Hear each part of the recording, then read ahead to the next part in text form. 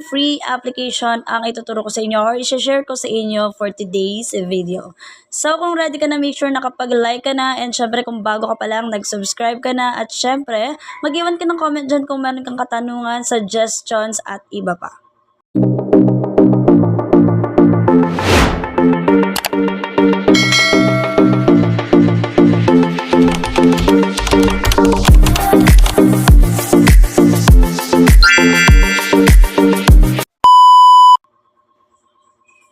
So, itong application na to ay pwede tayong maka-earn ng totoong pera kahit na tayo ay nag-share lang ng link. Okay, so ito ay mag-share ka lang ng link and yes, makaka-earn ka talaga. So, punta muna tayo sa ating Google.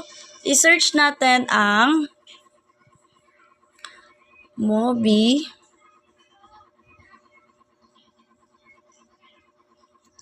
Ayan, Eco Mobi Pasyo App. So, once na nakita nyo na yan, i-click nyo lang. Tapos, ito siya. So, click mo lang yan, install since naka-download na mi. So, open na yung nakalagay. Okay, after mong i-download dyan, syempre, punta na tayo sa ating Mobi app.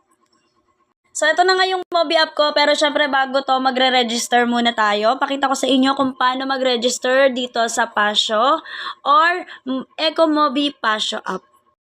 So, ganito, una naman nakalagay dito is a register account. Create a sustainable income by creating content with Pasyo. So, ayan nakalagay account information. So, lagay mo lang email mo.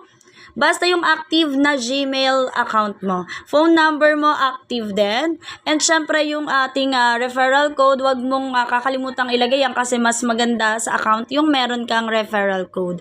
Okay? Ayan, ito yung referral code natin. Make sure lang na iyan yung lalagay mo para sunod-sunod at makapag-proceed ka na sa ibang step pa na gagawin natin. Next natin, country currency. Syempre lagay nyo pesos or Philippines. Tapos ito na yung next. Okay, makikita nyo dyan, traffic source, pwede nyong ilagay kung anong channel, yung pinakamarami mong followers, like Ifbe, mga ganyan, YT, and Toktik. So, ikaw na yung bahala kung ano yung gusto mo doon. Alin ba yung mas marami kang followers, i-push mo yan. And then, i-click mo tong create account.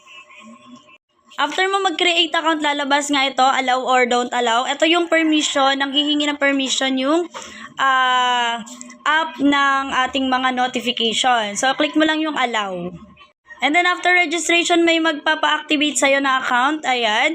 I-click mo to sa iyong Gmail kasi doon nila isa-send yan. Tapos, i-click mo lang yung activate your account.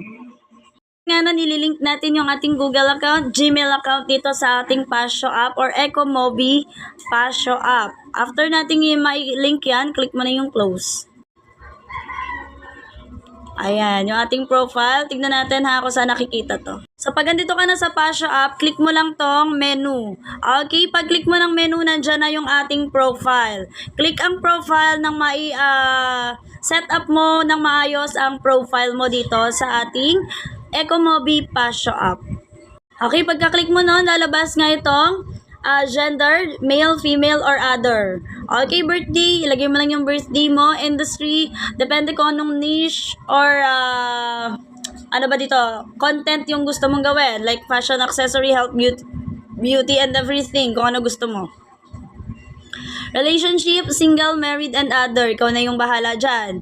And syempre, yung iyong mga link, social media channel or links. So, pwede mong ilagay yung FB mo, ang kung ano-ano pang mga social media mo. Ayan, dito yun, oh. Okay, so as you can see, meron tayong Facebook, meron tayong YouTube, Toktik, X, Thread, and Instagrams. Okay? So, ikaw na yung bahala kung meron kang mga ganyan, kompleto ka ng social media, i-push mo yan. Okay?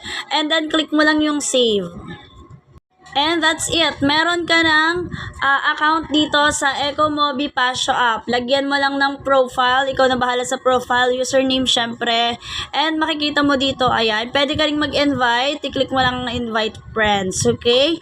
Diyan mo makikita, ayan. Susunod nating video is ito namang payment info. Paglalagay ng mga information para sa ating payment dito sa Eco Mobi Pasyo app. So, ayun lang. Comment lang kayo dyan kung meron pa kayong mga gustong itanong, sabihin, or i-request. Thank you very much, guys. Nandiyan nga pala yung link sa ating description. Make sure ilalagay nyo ang ating invitation code dahil importante po ang invitation code kahit may nakalagay na optional.